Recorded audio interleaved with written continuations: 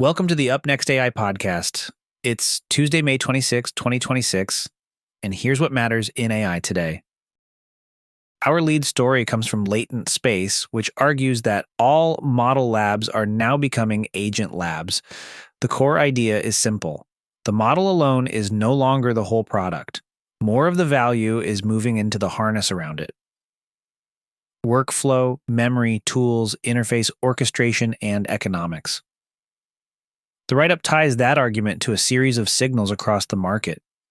It points to companies moving upstack to coding products that are differentiating less on raw model quality and more on how the whole system behaves, and to infrastructure changes that make agent runtime and sandboxed execution feel more central.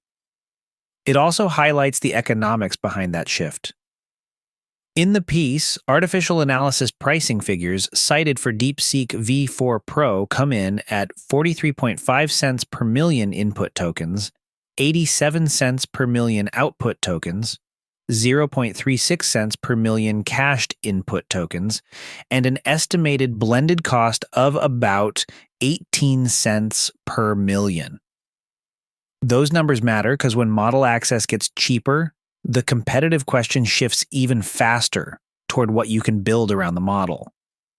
The broader takeaway here is that AI labs increasingly seem to be competing on complete systems, not just weights. If that framing holds, then the next phase of the market is less about who has a model and more about who can turn a model into a durable, useful agent product. For our second act, the governance conversation, the Financial Times reports that tech giants with national security implications may need stronger oversight, and the specific proposal it highlights is a presidentially nominated, Senate-confirmed director on the boards of companies such as Anthropic and SpaceX.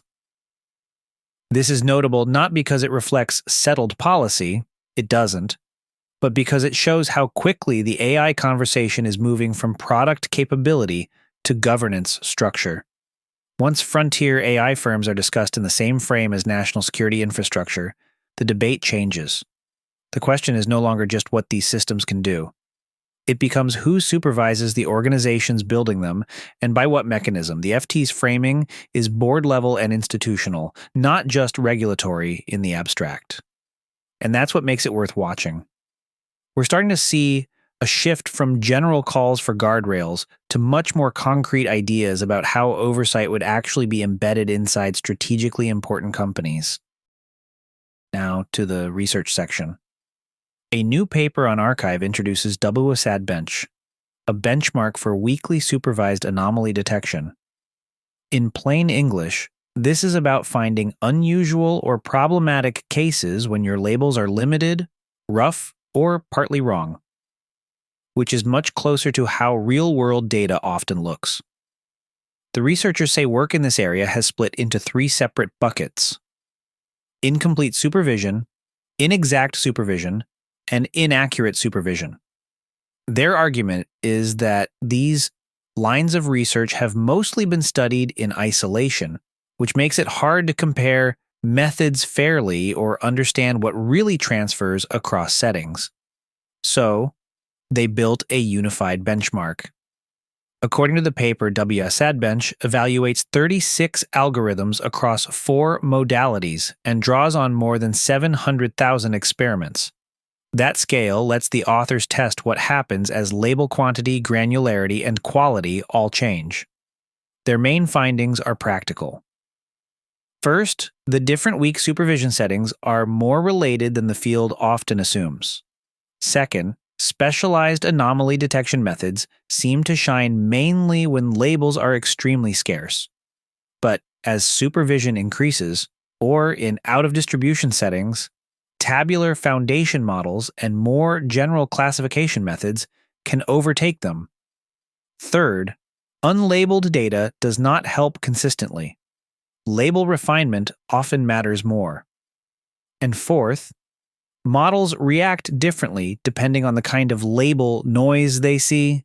Bottom line, if you're building anomaly detection systems, the biggest gains may come less from ever more specialized methods and more from understanding exactly what kind of weak supervision you have then choosing methods that match that regime.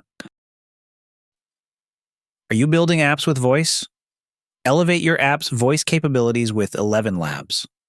Their API is a game changer for embedding dynamic, responsive voice interactions in your applications, providing unprecedented realism, flexibility, and latency.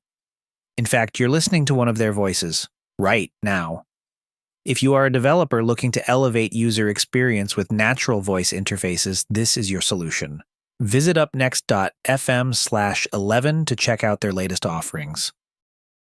First, the Decoder reports that Anthropic co-founder Christopher Olah spoke at the launch of Pope Leo XIV's encyclical Magnifica Humanitas and said AI models show signs of introspection. We'll keep that one tightly framed. The notable part here is less the claim itself than the setting. A frontier AI researcher participating directly in a major Vatican event about AI.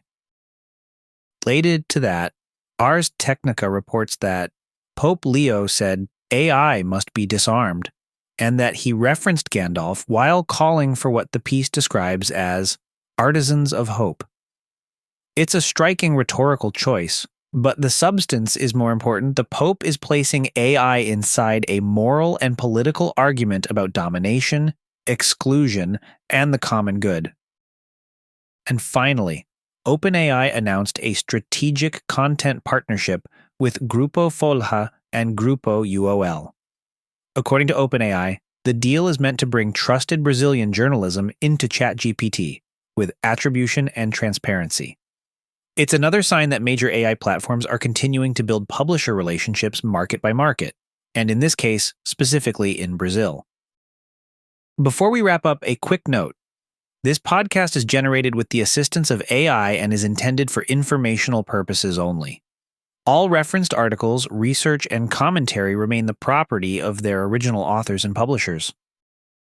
If you enjoyed this episode, don't forget to subscribe, rate, and leave us a review. And that's your briefing for today. Full source links are in the episode notes, and we'll be back tomorrow with What's Up Next.